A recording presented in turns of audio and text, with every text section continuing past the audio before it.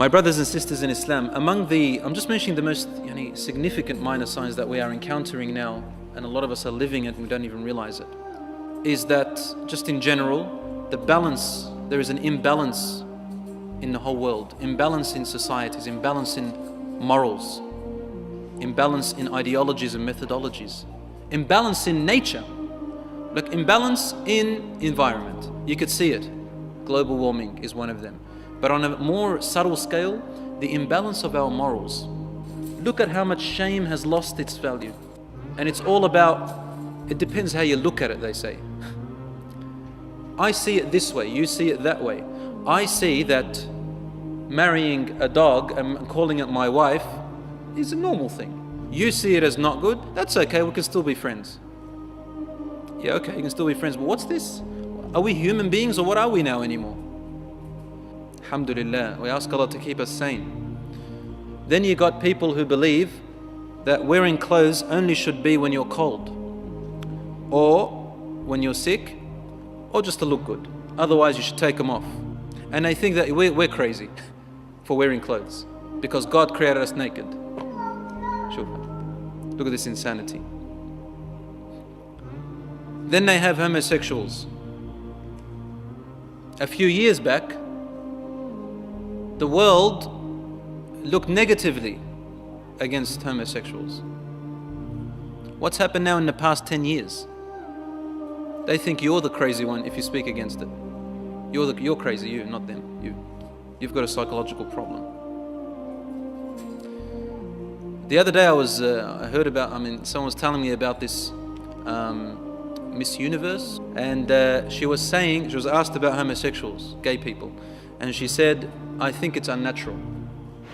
In my country and in my family, I believe that a marriage should be between a man and a woman. But that's how I was raised, and that's how I think that it should be between a man and a woman. Yeah, tabloids, papers, everything went against her. Miss Universe says they're unnatural. She has to go back and retrieve what she said.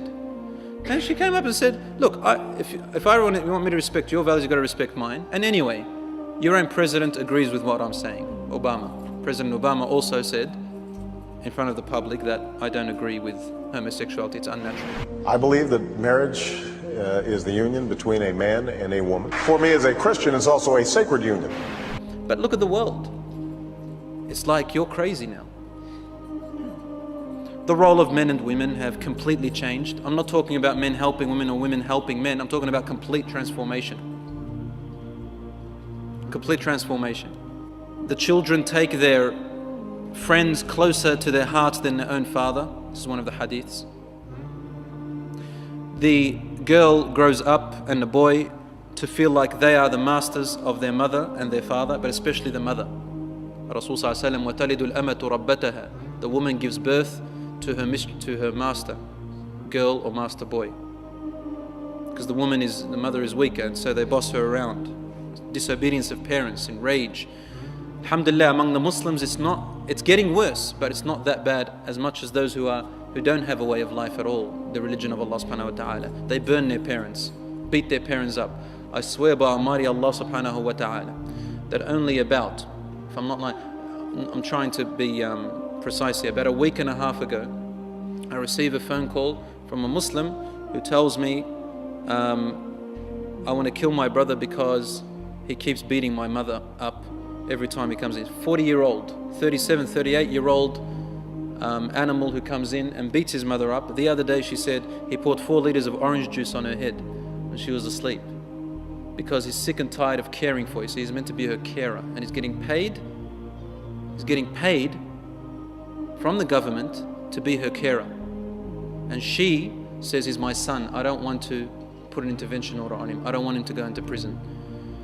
Bruises on her legs, on her body from this son. And he said to her the other day, I can't wait until you die. So what's left? For Rasul sallallahu alaihi wasallam told us about these signs. He said, last hour will not come until children as in older ones, will begin to curse their own parents. Among the minor signs as well is that the trustworthy people are no longer trusted, and the untrustworthy people are given positions of responsibility, and the people are placed in their hands.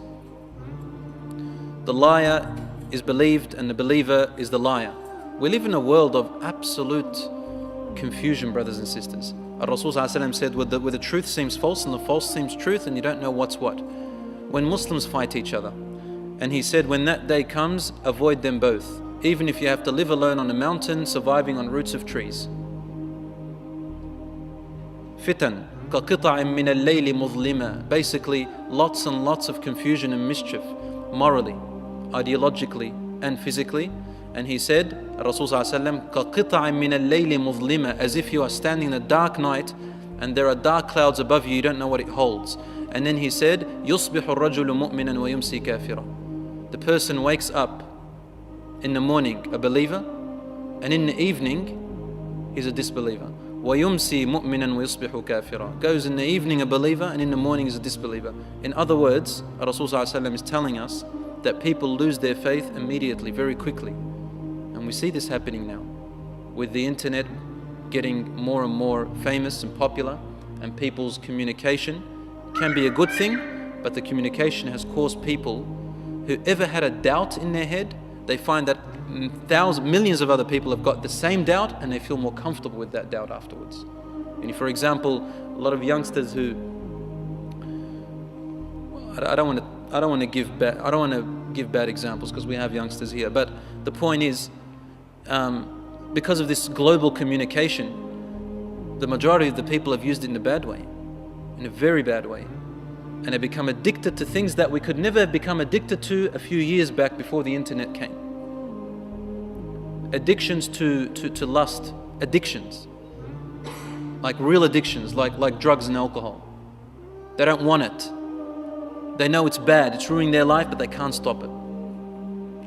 And it's happening now. And youngsters are becoming sodomites. There's a Muslim gay society in America now, and in London, and there's one's just developed in Sydney, and a Muslim lawyer woman defended them to establish a Muslim gay organization. I don't know what they're called, but they're in Sydney and slowly in Melbourne. Now, I don't like talking about it because, you know, the notion that people will start getting ideas, but it's become so bad. Everyone knows about it. The point is, that's what's happening. The minor signs are becoming flourishing. Is there a God? Is Islam really the right way? Of course it is.